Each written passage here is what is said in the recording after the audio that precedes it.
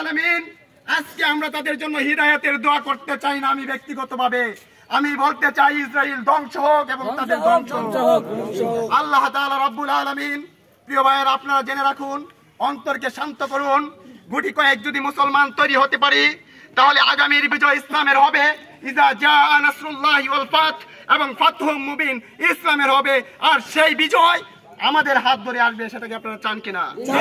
যদি আপনারা আপনাদের হাত ধরে বিজয় আনতে চান, কাপুরুষের ন্যায় ঘরে বসে না থেকে যে সময় যে সিদ্ধান্ত আসে, আসুন আমরা সেই সিদ্ধান্তকে একাত্মতা পোষণ করে সম্মুখ সারিতে অগ্রণী নায়কের ভূমিকায় আমরা এগিয়ে যাব ইনশাআল্লাহ।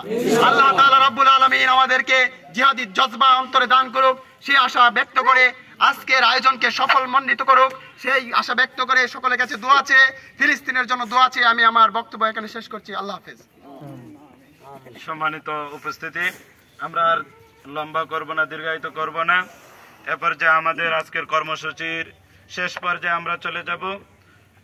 আমরা যারা এখানে উপস্থিত হয়েছি, শ্রম দিয়েছি, কষ্ট করেছি, আল্লাহ তাআলা যেন আমাদের সকলকেই এই ফিলিস্তিনি মুসলমান ভাইদের সহযোদ্ধা হিসেবে আল্লাহ তাআলা যেন আমাদের সকলকে কবুল করুন। সবাই বলেন আমিন। এ পর্যায়ে আপনাদের সম্মুখে এই আজকের এই কর্মসূচিকে সাফল্য মণ্ডিত করার উদ্দেশ্যে, ফিলিস্তিনের মুক্তির উদ্দেশ্যে, ইসরায়েলদের ধ্বংসের উদ্দেশ্যে মহান আল্লাহ তাআলার দরবারে দোয়া মোনাজাত পরিচালনা করবেন হাফেজ মোহাম্মদ তাজুল ইসলাম সাহেব।